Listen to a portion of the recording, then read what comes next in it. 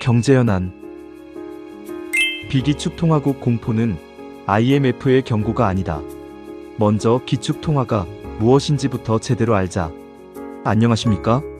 정치경제연구소 대안의 연구원 유순경입니다. 오늘은 최근 주목을 받은 언론의 한 보도를 냉정하게 검토해보려 합니다. 최근 몇몇 보도는 IMF 전망을 인용하면서 한국의 국가부채 증가 속도가 비기축통화국 중 가장 빠르다고 경고했습니다. 서울경제신문의 12월 21일자 단독 보도인데요. 기사 제목은 IMF의 경고, 한국, 나라빚 비기축통화국 중 가장 빨리 증가입니다. 이어 22일자에는 YTN이 기축통화국 아니면서 큰 착각, 한국 나라빚, IMF에 이어 전문가도 경고라는 보도를 했습니다. 이런 보도를 접하면 자연스럽게 우려가 커집니다. 비기축통화국이니 위험하다, 재정을 더 조여야 한다는 생각을 하게 되죠. 그런데 이 말 정말 IMF의 경고일까요? 결론부터 말씀드리면 그렇지 않습니다. 이건 IMF의 공식 분류도 IMF의 경고도 아닙니다. 언론이 만든 프레임입니다. 그래서 오늘은 질문부터 바꿔보려 합니다. 한국은 비기축통화국이라서 위험한가? 가 아니라 기축통화란 도대체 무엇인가? 여기서부터 차분히 시작해보겠습니다. 1. IMF 프레임의 문제점. 무엇이 왜곡되었나? 먼저 사실 하나부터 분명히 해야 합니다. IMF는 국가를 기축통화국과 비기축통화국으로 공식 분류하지 않습니다. 지금 보고 계신 문건이 IMF가 지난 10월에 발간한 피스컬 마너터의 내용인데 기축통화국과 비기축통화국의 분류는 여기에 등장하지 않습니다. 이 구분은 언론이 임의로 만들어 쓴 표현입니다. 문제는 이 구분이 단순한 설명을 넘어 마치 기축통화국은 안전하고 비기축통화국은 위험하다는 도덕적 서열처럼 사용된다는 점입니다. 하지만 이런 도식은 분석이 아닙니다. 국제결제가 실제로 어떻게 작동하는지를 지워버린 단순화입니다. 그래서 논쟁의 출발점이 잘못 설정됩니다. 핵심 질문은 이것입니다. 기축통화란 강한 나라의 상징일까요? 아니면 전혀 다른 성격의 제도일까요? 이 기축통화란 무엇인가? 화폐가 아니라 결제망이다. 기축통화를 이해하려면 화폐의 힘이나 국가의 위신 이야기부터 내려놓을 필요가 있습니다. 기축통화는 화폐라기보다 결제망입니다. 오늘날 국제결제 질서는 자연스럽게 생긴 것이 아닙니다.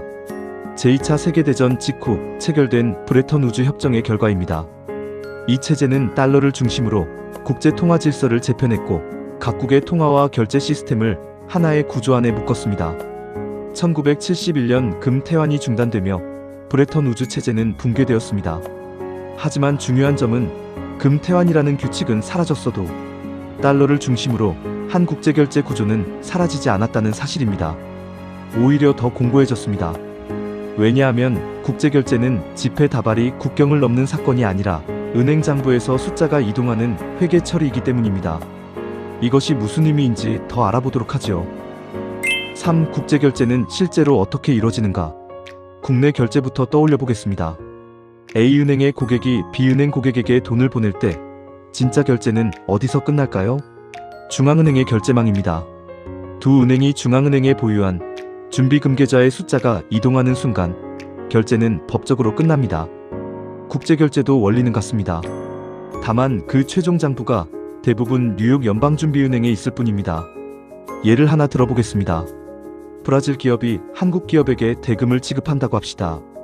겉으로 보면 레아라가 원화로 바뀌는 것처럼 보입니다. 하지만 실제 결제는 달러를 거칩니다.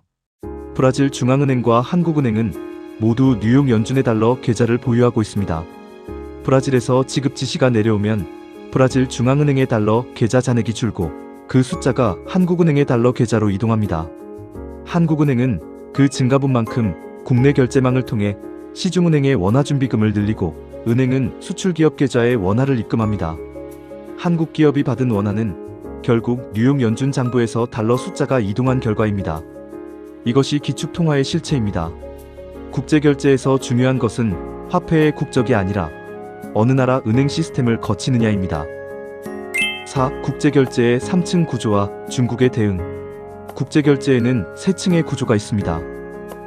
첫째, 스위프트. 이것은 돈이 오가는 망이 아니라 누구에게 얼마를 보내라는 지급 지시를 전달하는 통신망입니다. 둘째, 칩스. 미국의 민간 은행들이 달러 거래를 상계하는 정산망입니다. 셋째, 패드와이어. 미국 연방준비제도가 운영하는 최종 결제망입니다.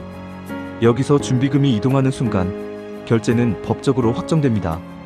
그래서 기축통화란 이 최종 결제망에서 쓰이는 통화 단위와 그 장부 체계를 의미합니다. 중국도 여기에 대응하려는 시도를 하고 있습니다. 위안화 국제결제를 위해 CIPS를 만들었고, 중국인민은행이 관할하는 실시간 총액결제 체계인 시냅스가 위안화의 최종 결제 장부 역할을 합니다. 구조적으로 보면 달러 체제의 칩스 패드와이어에 대응하는 위안화 결제망입니다.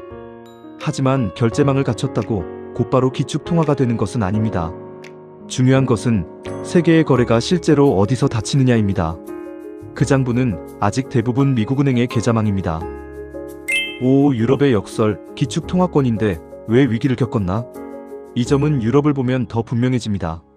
언론은 종종 독일이나 프랑스를 기축통화권으로 묶습니다. 하지만 유로존 국가는 자국 통화의 최종 결제권을 갖고 있지 않습니다. 결제는 각국 중앙은행이 아니라 유럽 중앙은행의 장부에서 닫힙니다.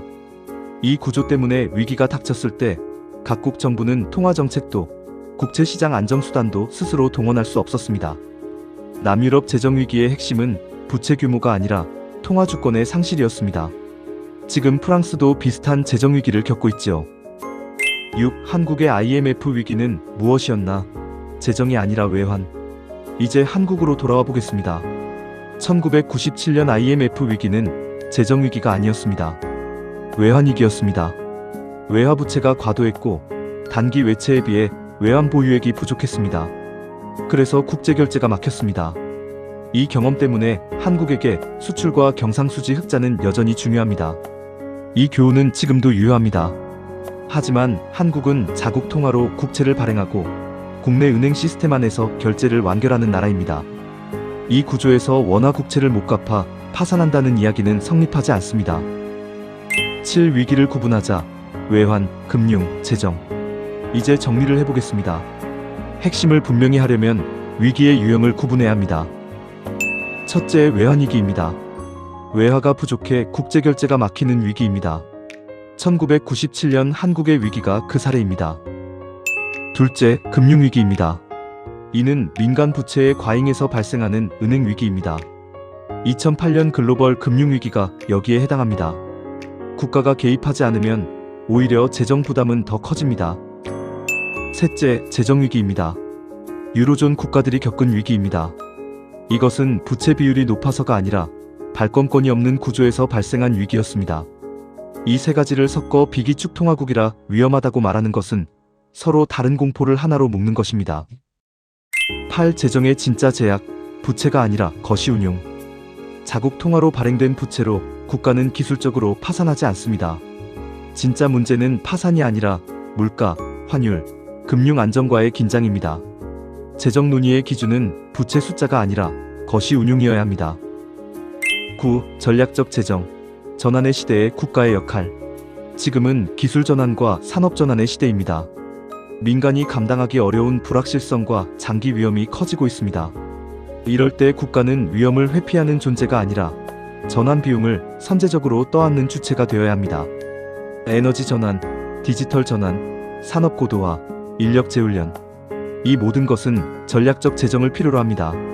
전략적 재정은 무제한 지출이 아니라 생산 능력을 키우고 병목을 해소하며 인플레이션 압력을 관리하는 재정입니다. 10. 최종 결론, 공포 대신 구분, 도덕 대신 제도. 마지막으로 정리하겠습니다. 기축통화국과 비기축통화국이라는 말은 국제결제에서의 위치를 설명할 뿐 재정 운용의 가능성을 판결하는 낙인이 아닙니다. 필요한 것은 공포가 아니라 구분이고 도덕적 경고가 아니라 제도적 이해입니다. 기축통화가 무엇인지 제대로 이해할 때 비로소 한국 재정의 선택지도 현실 위에서 다시 열릴 수 있습니다. 경제현안, 비기축통화국 공포는 IMF의 경고가 아니다. 경청해주셔서 감사합니다.